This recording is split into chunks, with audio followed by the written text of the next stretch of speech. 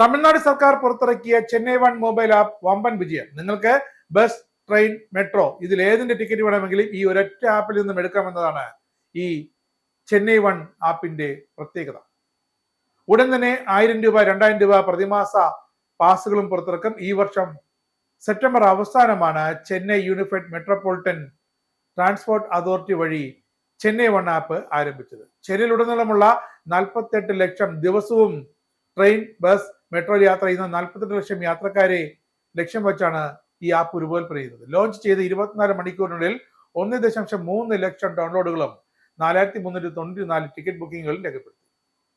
ചെന്നൈയിലെ പ്രധാന പൊതുഗതാഗത സംവിധാനങ്ങളായ 621 MTC റൂട്ടുകളിലായി 3436 ബസ്സുകൾ, മെട്രോ ഇടനാഴികൾ, SRTS റെയിൽ ലൈനുകൾ, 3 സബർബൻ റെയിൽ ലൈനുകൾ ഇവയൊക്കെ ബന്ധിപ്പിക്കുന്ന ഒരൊറ്റ പ്ലാറ്റ്ഫോമായി ചെന്നൈ വൺ ആപ്പ്.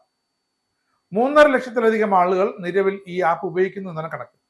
10,000-ലധികം ടിക്കറ്റുകൾ ബുക്ക് ചെയ്തു. ഉപഭോക്താക്കളിൽ 53% പേർ ബസ് യാത്രയ്ക്കും 23% പേർ ട്രെയിൻ യാത്രയ്ക്കും ഇതുവരെ 19% പേർ മെട്രോ യാത്രയ്ക്കും ഈ ആപ്പ് ഉപയോഗിച്ചു എന്നാണ് കണക്ക്.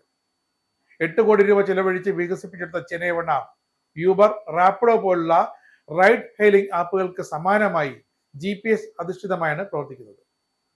അതേസമയം പതിവ് പോലെ നിരവധി ഡ്രൈവർമാർക്കും കണ്ടക്ടർമാർക്കും ഒന്നും ഈ ആപ്പിന്റെ പ്രവർത്തനത്തെക്കുറിച്ച് യാതൊരു അവബോധവുമില്ലെന്ന് ജനങ്ങൾ പരാതിപ്പെടുന്നു.